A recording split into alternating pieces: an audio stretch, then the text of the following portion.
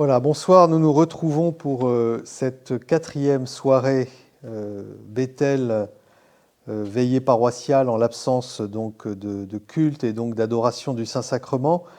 Et nous achevons le cycle que nous avons voulu consacrer à l'oraison, hein, donc avec ces quatre soirées.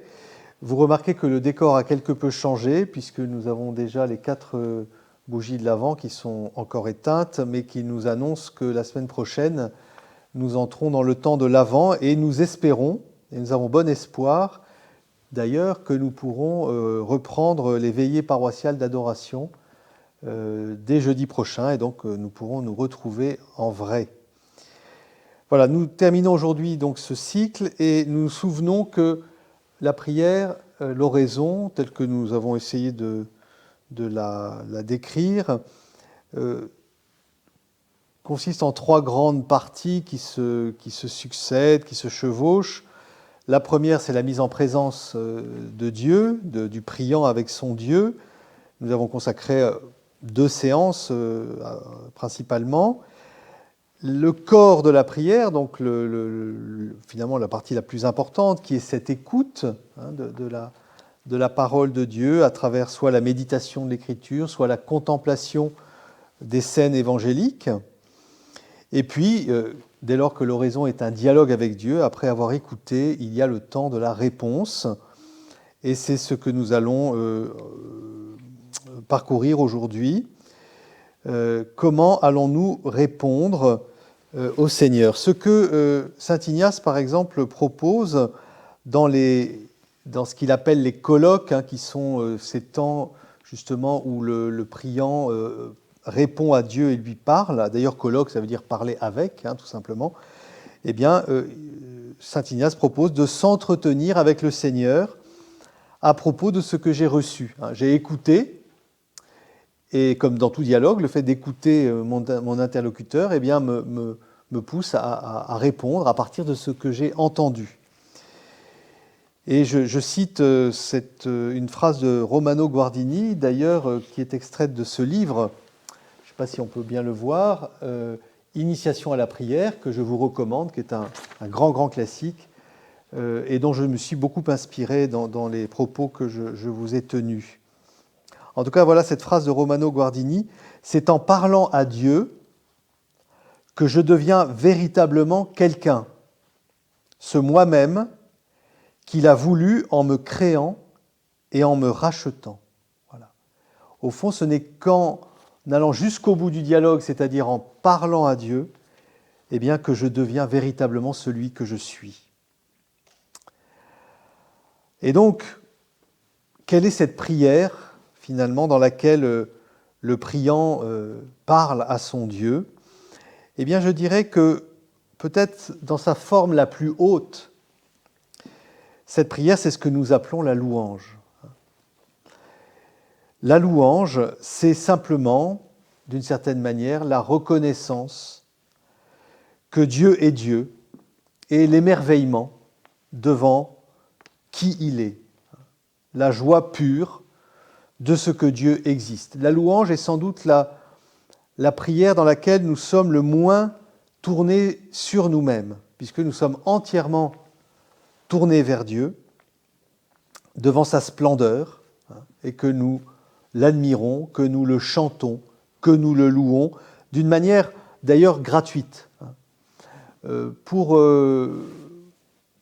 prendre une comparaison qui d'ailleurs est dans l'Écriture, c'est comme un bien-aimé, un amoureux qui chanterait à sa bien-aimée toutes ses beautés. On a ça dans le Cantique des Cantiques. Comme tu es belle, comme ta voix est douce, comme ton visage est beau, voilà. Et ça n'arrête pas. Et ta tour, ton cou est comme la tour de David, et tes seins comme des boucliers, enfin voilà, etc., etc. Et bien au fond, c'est ça la louange, hein, c'est de ne cesser de s'émerveiller de ce que Dieu est Dieu, de toutes ses qualités, de toutes ses perfections. Et sans doute que la louange la plus expressive, c'est celle de Jésus lui-même, lorsqu'il loue son Père, hein, « Je te loue, Père, d'avoir caché cela aux sages et aux savants et de l'avoir révélé aux tout petits. » Au fond, la louange, c'est la louange d'un fils pour son Père, hein, pour Dieu son Père. Alors, je termine juste en ajoutant un point, c'est que vous remarquerez que le psautier, que nous suivons d'ailleurs au long de nos soirées d'adoration, en le méditant et en faisant une école de prière, eh bien le psautier qui compte 150 psaumes s'achève, hein, les derniers psaumes, vous le regarderez, ce sont des psaumes de pure louange, qui sont d'ailleurs au pluriel, et qui d'ailleurs même s'adressent au peuple en disant « Chantez le Seigneur, chantez sa gloire », etc.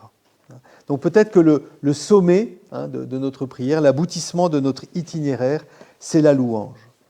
Et donc je vais prendre les choses un peu à rebours pour dire qu'avant la louange, eh bien, on pourrait placer l'action de grâce. Pour une raison tout à fait logique, c'est que si nous louons Dieu, ou plutôt que le Dieu que nous louons, il est d'abord celui dont la gloire consiste à se rendre proche de l'homme. La gloire de Dieu, c'est l'homme vivant, la gloire de Dieu, c'est dans son don, dans le don qu'il fait de lui-même aux hommes, qu'elle éclate. Et d'ailleurs, de ce point de vue-là, elle éclate sur la croix, dans le visage défiguré du Christ, mais qui est justement le visage qui exprime l'amour inconditionnel de Dieu pour nous. Et donc l'action de grâce, c'est au fond la louange lorsqu'elle reconnaît que le Dieu qu'elle admire, eh bien c'est ce Dieu qui ne cesse de lui donner ses grâces, de lui donner tous ses dons. Et l'action de grâce est évidemment une prière essentielle. D'ailleurs, l'Eucharistie, notre culte eucharistique, est une immense action de grâce, où nous rendons grâce à Dieu pour les bienfaits de sa création et de sa rédemption en son Fils Jésus-Christ. Et donc l'action de grâce est absolument indispensable, de pouvoir rendre grâce à Dieu pour, d'une certaine manière, alimenter un circuit qui est une succession de demandes et d'actions de grâce. Si nous rendons grâce à Dieu, c'est que nous avons reçu une grâce et que nous lui rendons cette grâce, que nous reconnaissons son origine.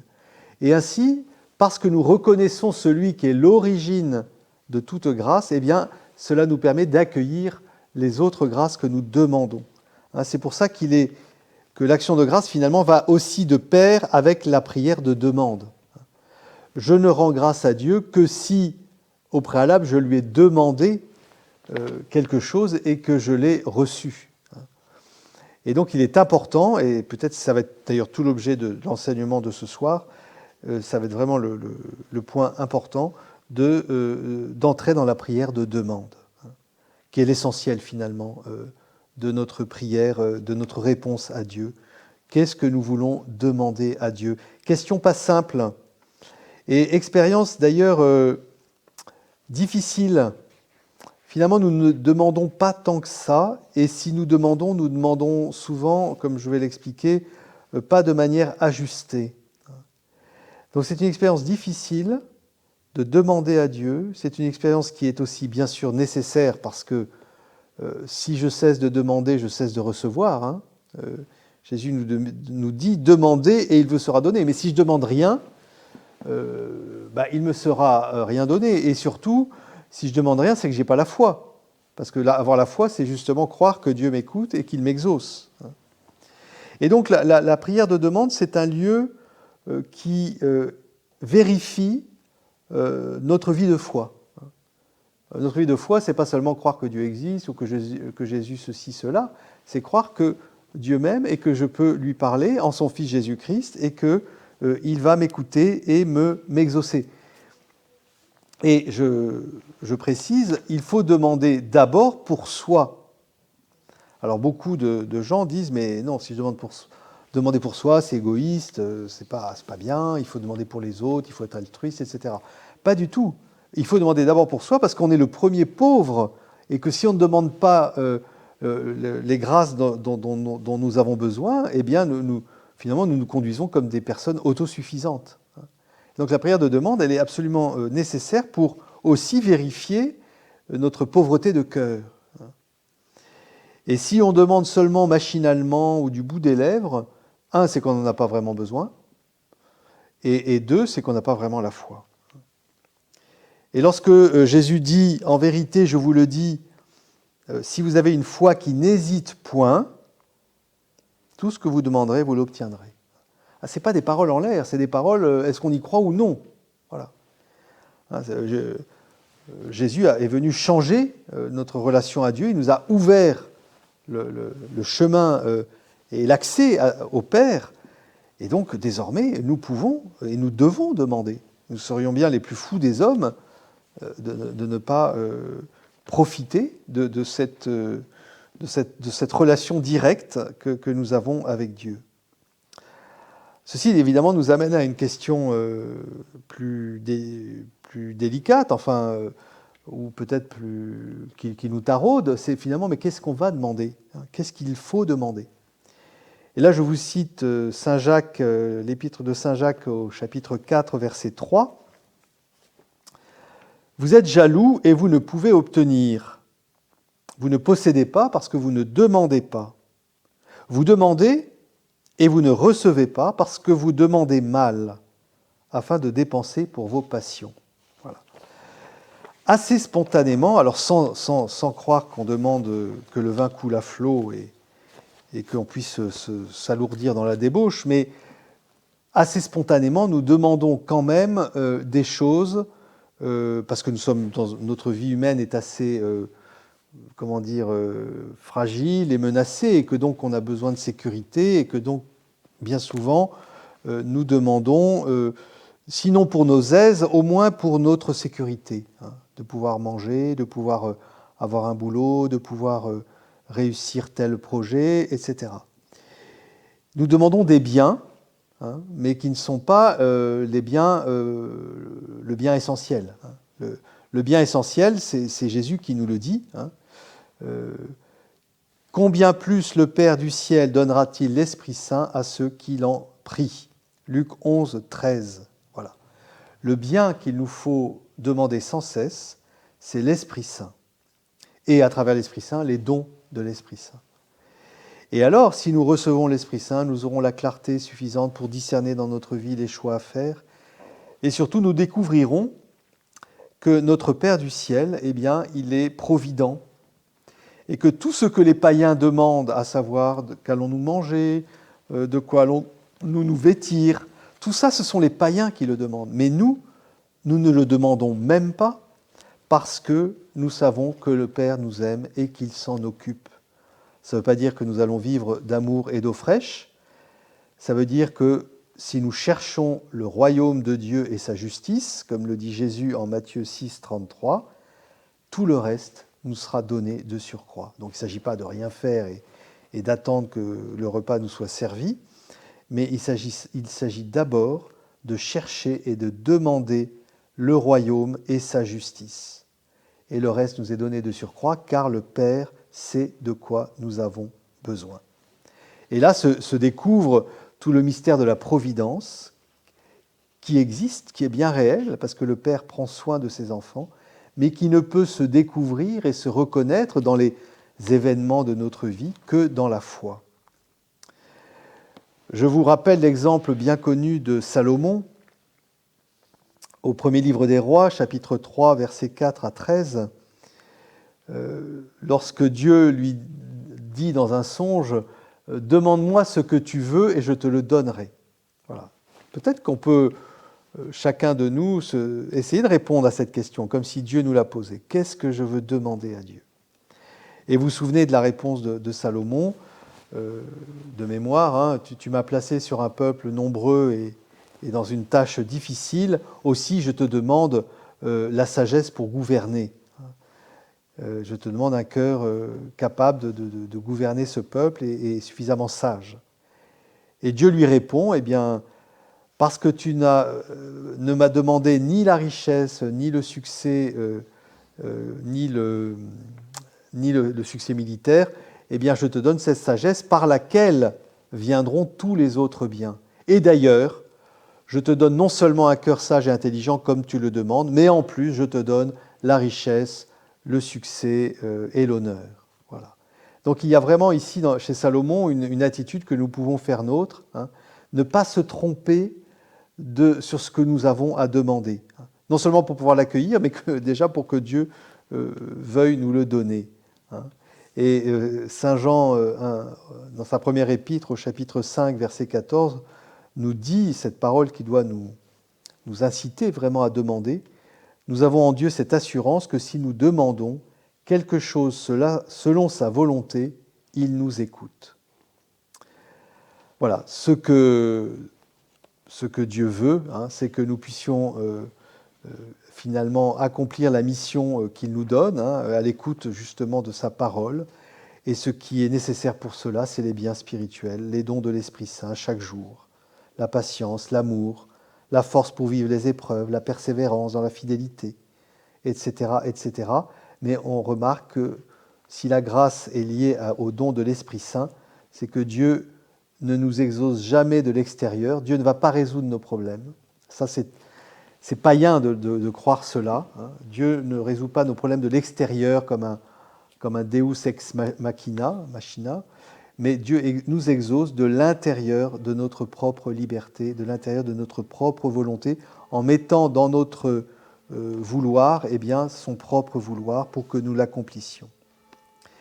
Et ce n'est que lorsqu'on est entré dans cette dimension de la prière de demande qu'alors il est bon de pouvoir, et aussi bien sûr, prier pour les autres, hein, d'entrer dans cette intercession pour les autres, qui ne consiste pas peut-être, comme nous le faisons trop souvent, à égrener devant Dieu la liste de tous ceux que nous aimons, ou peut-être encore mieux de ceux que nous n'aimons pas, ni même d'ailleurs à demander la conversion de ceux qui nous dérangent, de ceux qui nous embêtent, parce que ça, c'est pas une véritable prière qui est issue d'une relation de compassion, d'une relation de communion, hein, mais de demander pour les autres des choses précises, de même pour nous-mêmes, voilà, précisons nos demandes, voilà, quelle grâce, quelle force j'ai besoin, et bien pour les autres, eh bien demander de précisons aussi ce que nous demandons pour eux, et que cette demande, elle vienne d'un vrai sentiment de compassion pour mon frère, hein, quel est de quoi a-t-il besoin? Qu'est-ce que je ressens pour lui comme besoin? Et c'est une véritable grâce que nous puissions ainsi nous porter les uns les autres dans la prière. Dieu n'a pas besoin que je prie pour mon frère, mais par contre, Dieu me fait la grâce de pouvoir prier pour lui et ainsi de vivre notre communion fraternelle. Voilà. Et donc, à partir de là, on a avancé un petit peu. Parfois, nous aurons peut-être du mal à formuler ce que nous demandons. Et sans doute que c'est la raison pour laquelle Jésus ne nous a pas laissés à nous-mêmes. Hein. Vous vous souvenez que les disciples lui demandent « Maître, apprends-nous à prier ». Et ils le font d'ailleurs après avoir vu Jésus longuement prier en silence, ce qui nous montre que la prière que Jésus enseigne à ses disciples et que nous prions tous les jours, hein, le Notre Père, eh bien c'est la propre prière de Jésus. C'est une prière de fils, de ce fils qui, au fond, cherche toujours la volonté de son Père et cherche à l'accomplir dans sa vie, à la discerner, etc. Et au fond, la prière de Notre Père, c'est la prière de Jésus dans laquelle nous entrons et où Jésus prie avec nous toujours. Hein. Alors je vais rapidement la commenter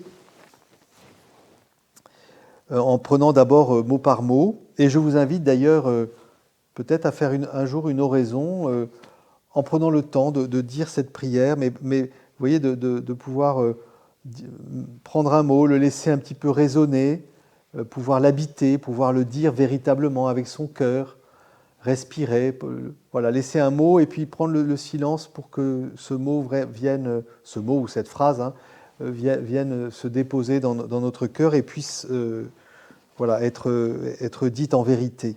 Voilà. Ça peut faire comme ça toute une oraison, tranquillement, en essayant vraiment d'entrer dans la profondeur de cette prière hein, que nous récitons bien sûr tous les jours, qu'un enfant apprend sur les genoux de ses parents, et qui est vraiment la prière la plus sublime et à la fois la plus simple et la plus profonde. Notre Père. Hein. D'abord, il y a ce nôtre. Voilà. On n'est jamais seul, même quand on est dans sa chambre. Lorsque l'on prie le Père, on est toujours avec la multitude de ses enfants, qu'ils soient d'ailleurs déjà au ciel, qu'ils soient encore sur terre, peut-être même de ceux qui ne le connaissent pas encore. Alors, on est toujours dans cette solidarité avec tous les enfants de Dieu. Et puis évidemment Père, hein, ce nom absolument bouleversant que Jésus nous a enseigné et que lui-même donne à Dieu. Ce qui fait que je suis en confiance. Je peux tout demander à un Père. Hein. Quel Père refuserait à ses enfants les bonnes choses qu'il lui demande? Voilà, si je suis vraiment son enfant, je peux tout lui demander. Et le fait de dire, bien sûr, qu'il est aux cieux, ça permet aussi de maintenir quand même la distance nécessaire. C'est pas un gentil papa gâteau, mon Père du ciel, c'est le Dieu qui a créé l'univers, c'est en même temps ce Dieu de gloire, ce Dieu de majesté, bon, à qui j'ai la grâce de dire Père, mais qui demeure dans ces cieux, c'est-à-dire qui est infiniment élevé au-dessus de la terre, au-dessus de moi, même si justement j'ai cette capacité de m'adresser à lui avec la confiance d'un enfant. Mais voilà, les choses sont ainsi équilibrées dans cette prière. Et tout de suite, les trois premières demandes, vous le remarquez, ce sont des prières où on demande en fait rien pour soi d'abord. C'est des prières dans lesquelles on demande que la gloire du Père soit manifestée. C'est le souci d'un fils pour son Père, pour que le nom de son Père soit sanctifié, pour que son règne vienne, pour que sa volonté soit faite. Voilà, tout est vu du Fils vers le Père. Et c'est ça qui habitait le cœur de Jésus, et c'est ça qui doit habiter notre cœur. Alors ça veut dire quoi que ton nom soit sanctifié? Parce que le nom de Dieu, il est saint. Pourquoi aurait-il besoin d'être sanctifié? Eh bien, c'est que ce nom, nous le portons. Voilà. Nous sommes les fils du Père, donc comme des enfants, nous portons le nom de notre Père. Et donc si ce nom est bafoué, si notre conduite ne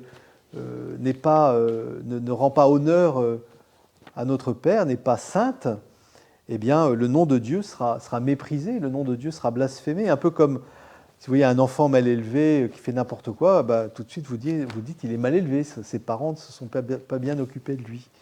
Eh bien c'est ainsi aussi que voilà, ce nom de Dieu, nous le portons et nous demandons que ce nom de Dieu puisse être sanctifié par notre vie dans le monde. Et qu'en voyant ceux qui portent le nom du Père, eh bien ce nom de Dieu soit reconnu, cette bonté de Dieu soit confessée. Alors bien sûr, ce n'est pas à la mesure de nos forces, c'est pour ça que nous le demandons à Dieu, que sa sainteté, eh bien, il nous la communique, et qu'ainsi cette sainteté puisse rayonner et sanctifier le nom de Dieu. Que ton règne vienne, et c'est un peu dans la même idée, ce règne, c'est bien sûr le royaume de Dieu. Ce royaume, il est réel dans les âmes, c'est-à-dire dans ceux qui ont accueilli Jésus, dans ceux qui veulent laisser Dieu régner en eux.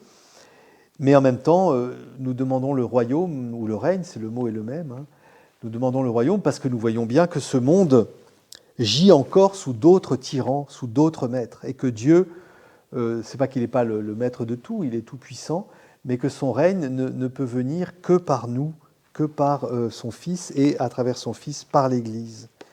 Et que c'est donc d'abord en laissant ce règne venir en nous, en cherchant le royaume, en le demandant, eh bien qu'alors, petit à petit, ce règne peut s'étendre dans le monde.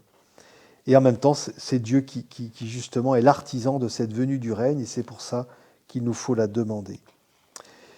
Et c'est ainsi aussi que nous demandons dans la foulée, parce que ces trois demandes s'appellent mutuellement, que ta volonté soit faite sur la terre comme au ciel, pour que le royaume vienne. C'est-à-dire que ça ne peut pas se faire sans nous. Et quand nous demandons que ta volonté soit faite, c'est que ce n'est pas évident. C'est que c'est une volonté qui est en péril, car elle est livrée à la liberté humaine et à sa fragilité. C'est une volonté qui est contrecarrée par le péché, en nous et en dehors de nous, parce que nous le savons, l'amour n'est pas aimé. Et peut-être que c'est une volonté qui va exiger de nous que nous soyons prêts, comme Jésus, à accepter la persécution et accepter la croix. Souvenons-nous que c'est à Gethsémani que Jésus fait cette prière, qui est l'équivalent, que non pas ma volonté, mais ta volonté. La volonté de Dieu, c'est pas bien sûr que Jésus meure, c'est pas que Judas le trahisse, c'est pas qu'il soit arrêté, jugé, condamné.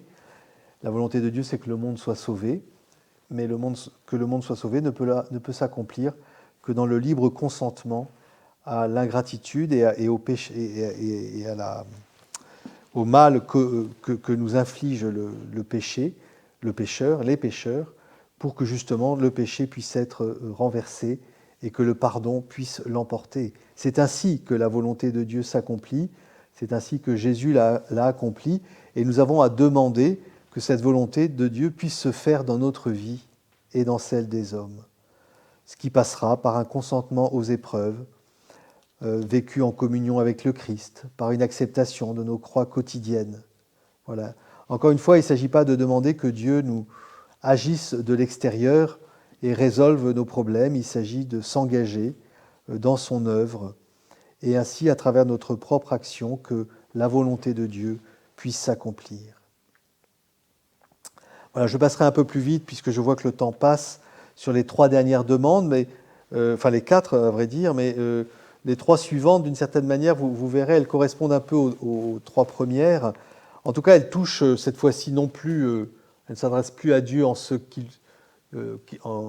demandant que sa gloire, d'une manière ou d'une autre, puisse se répandre, mais elles nous concernent en premier chef, puisque nous demandons notre pain, nous demandons le pardon, nous demandons tout ce dont nous avons besoin pour que justement nous puissions accomplir la volonté de Dieu, pour que son règne vienne, pour que son nom soit sanctifié. C'est pour ça que nous demandons d'abord notre pain. Donne-nous aujourd'hui notre pain de ce jour. Alors la traduction, elle n'est pas formidable, puisque le mot grec dit notre pain, mot à mot, enfin littéralement suressentiel, le pain essentiel, indispensable, et qui est beaucoup plus que le simple pain quotidien. Ce pain essentiel, c'est d'abord la parole, dont nous avons à nous nourrir pour qu'elle nous éclaire, qu'elle nous fortifie. Et puis la parole, je dirais, dans sa dimension incarnée, donc dans l'Eucharistie, le pain de la vie. Voilà ce dont nous avons besoin. Et alors, le reste nous est donné de surcroît, ce pain quotidien, bien sûr, dont nous avons aussi besoin. Et puis ensuite, nous demandons ce pardon de nos offenses, qui est le don par-delà le mal, voilà, parce que Dieu n'est pas seulement un Père provident au titre de sa création, mais il est un Père guérisseur, réparateur de nos errements, de toutes nos tragédies.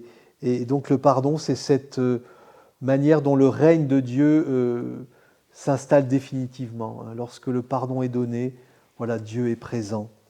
Et donc il y va du règne de Dieu, que ce pardon puisse être reçu. Mais vous voyez bien que cette réception du pardon, elle est liée au pardon que nous donnons aux autres, à ceux qui nous ont offensés. Et même d'ailleurs dans un sens qui peut quelque peu nous inquiéter, parce que Dieu nous pardonne à la mesure dont nous pardonnons à ceux qui nous ont offensés. Et je rappelle, pour ceux qui ont du mal à pardonner, et c'est le cas de nous tous, qu'il ne s'agit pas de ne plus avoir de sentiments négatifs à l'égard des personnes, parce que le sentiment en soi n'est pas un péché s'il n'est pas entretenu. Donc, si nous avons été blessés, nous avons forcément de la rancune, et c'est pas très grave, c'est plutôt normal. Non, ce qui mesure le pardon, c'est les actes concrets que nous pouvons poser pour les personnes, que ce soit en parole ou dans des gestes. Voilà. Et puis peut-être qu'un bon entraînement pour ce pardon, c'est, si je prends littéralement le texte, c'est « remets-nous nos dettes comme nous remettons les dettes à ceux qui nous doivent ». Peut-être qu'un bon entraînement au pardon consisterait à commencer à remettre les dettes en trébuchantes, sonnantes et trébuchantes, que peut-être des personnes ont à notre égard. Eh bien voilà, pouvoir remettre des dettes, c'est un entraînement au pardon. Donc ne nous privons pas. Voilà, je vais vite sur « ne nous laisse pas entrer en tentation ». Heureusement, la traduction a été changée. Bien sûr, il ne s'agit pas de demander à Dieu de nous préserver de la tentation, parce que en cette vie, ce n'est pas possible. Et d'une certaine manière, la tentation, elle est nécessaire pour nous éprouver, pour vérifier, comme le dit Saint Pierre, la qualité de notre foi. Et au fond, de demander cela nous permet de rester vigilants, hein, de jamais oublier que nous sommes faibles et que donc nous savons que nous sommes tentés, donc de demeurer vraiment attentifs en sachant que le Seigneur nous donne sa force. Hein, voilà. Donc la grande victoire du Christ, celle d'ailleurs qu'il obtient dans les tentations au désert, c'est que nous savons que nous pouvons résister aux tentations. Et peut-être la tentation la pire, ce n'est pas les tentations grossières que nous reconnaissons de loin, mais c'est les tentations qui peuvent survenir dans les cas d'épreuve, dans les cas de grosses épreuves, parce que là c'est une tentation contre la foi. Dieu m'a abandonné. Voilà, ça c'est la tentation peut-être la plus terrible, et c'est dans cette tentation que le Seigneur justement peut nous empêcher d'entrer si nous le lui demandons. Voilà, donc ça c'est un point important. Et puis voilà, délivre-nous du mauvais. Là aussi, je traduis littéralement parce que délivre-nous du mal, ça pourrait être mal compris. Il ne s'agit pas que nous n'ayons pas mal, parce que la vie humaine fait que nous souffrirons et nous aurons mal. Mais il s'agit d'être délivré du mauvais au sens de Satan, quoi, de celui qui est le grand tentateur, la puissance du péché qui a régné dans notre vie, mais dont nous sommes délivrés. Mais nous avons toujours besoin de demander d'en être délivrés, sous peine justement d'en redevenir esclaves. Voilà. Et ainsi, cette ultime demande, elle nous permet de demeurer dans cette persévérance dans le combat spirituel qui demeure tout au long de notre vie. Voilà.